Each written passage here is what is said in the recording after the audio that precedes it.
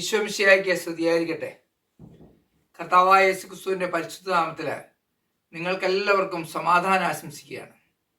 ഇന്നേ ദിവസം നമ്മൾ ചിന്തിക്കുന്ന തിരുവചന ഭാഗം വിശുദ്ധ യോഹന്നാൻ എഴുതിയ 1-ാമത്തെ ലേഖനം 2-ാം അധ്യായം 15 മുതൽ 17 വരെയുള്ള തിരുവചനങ്ങൾ. ലോകത്തെയോ ലോകത്തിലുള്ള വസ്തുക്കളെയോ നിങ്ങൾ സ്നേഹിക്കരുത്. ആരെങ്കിലും ലോകത്തെ സ്നേഹിച്ചാൽ പിതാവിന്റെ സ്നേഹം അവനിൽ ഉണ്ടായിരിക്കുകയില്ല. എന്തെന്നാൽ ജഡത്തിന്റെ ദുരാശ, കണ്ണുകളുടെ ദുരാശ, ജീവിതത്തിന്റെ അഹന്ത, ഇങ്ങനെ ലോകത്തിലുള്ളതൊന്നും പിതാവിൻ്റെതല്ല, പ്രത്യുത ലോകത്തിൻ്റെതാണ്. ലോകവും അതിൻ്റെ മോഹങ്ങളും കടന്നു പോകുന്നു. ദൈവഹിതം പ്രവർത്തിക്കുന്നവനാകട്ടെ എന്നേക്കും നിലനിൽക്കുന്നു. Praise the Lord. സഹോദരങ്ങളെ, വളരെ വ്യക്തമായിട്ട് യോഹന്നാൻ ശ്ലീഹ ലേഖനത്തിലൂടെ നമ്മളോട് വളരെ വ്യക്തമായി പറയുകയാണ്, ഈ ലോകവുമായിട്ടുള്ള ആ ഒരു ബന്ധം ഉണ്ടെങ്കിൽ ദൈവവുമായിട്ട് നമുക്ക് യാതൊരു ബന്ധവുമില്ല. കാരണം ഇത് രണ്ടും ഒരു വഞ്ചിയിൽ പോകുന്ന കാര്യമല്ല. ഒന്നില്ലേ മാമോനെ സ്നേഹിക്കാം, അല്ലെ ദൈവത്തെ സ്നേഹിക്കാം.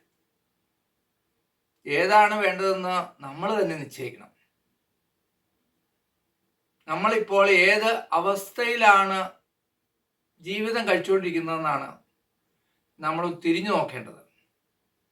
സ്വർഗസ്നായ പിതാവേ എന്നുള്ള പ്രാർത്ഥന ഘോരം ചെല്ലുന്നവരാണ് ഞാനും നിങ്ങളും അല്ല. അന്നൊന്നു വേണ്ടുന്ന ആഹാരത്തിന് വേണ്ടിയാണോ നമ്മൾ ജീവിക്കുന്നത്? ഓരോ ദിവസവും സർവശക്തനായ കർത്താവാണ് നമ്മളെ വഴി നടത്തുന്നത്. നമ്മൾ എന്തെല്ലാം വാരിക്കൂട്ടി വെച്ചാലും അത് ആരനുഭവിക്കുമെന്ന് പോലും നമുക്ക് പറയാൻ പറ്റില്ല.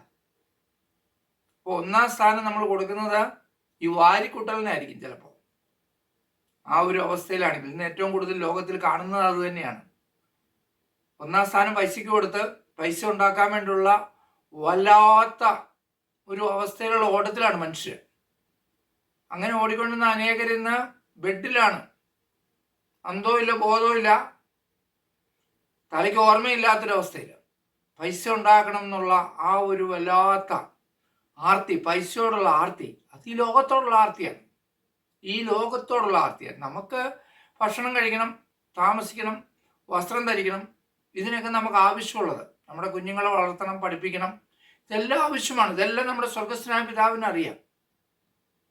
അപ്പൊ ആദ്യം നമ്മൾ സ്വർഗസ്ഥനായ പിതാവിന്, ത്രിത്വൈക ദൈവത്തിന് 1-ാം സ്ഥാനം കൊടുത്താണ് നമ്മൾ യാത്ര ചെയ്യുന്നതെങ്കിൽ ഈ ലോക അവസ്ഥയിൽ നമ്മൾ മാറ്റപ്പെടും. അത് പൂർണ്ണമായ ഒരു സമർപ്പണം നടത്തുന്ന ഒരു വ്യക്തിക്ക് മാത്രമേ അങ്ങനെ ജീവിക്കാൻ പറ്റത്തുള്ളൂ. ആ അവസ്ഥയിലേക്കാണ് ക്രിസ്ത്യാനി എന്ന നിലയിൽ ഞാനും നിങ്ങളും വിളിക്കപ്പെട്ടിരിക്കുന്നത്.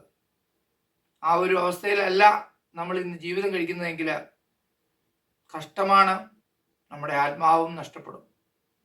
ഈ ലോകം മുഴുവൻ നേടിയാലും നിന്റെ ആത്മാവ് നഷ്ടപ്പെട്ടാൽ അതുകൊണ്ട് എന്ത് പ്രയോജനം? നമ്മൾ മരിച്ചു കഴിഞ്ഞിട്ട് വലിയ അടിയന്തരങ്ങളും വലിയ ആണ്ടുകളും കുറേ പ്രമാണിമാരെ വിളിച്ച് അവർക്ക് തീറ്റയും കുടിയും കൊടുത്തിട്ട് അവർ നമ്മളെക്കുറിച്ച് എന്തു ചെയ്യും? അവർക്ക് എന്ത് ചെയ്യാൻ കഴിയും?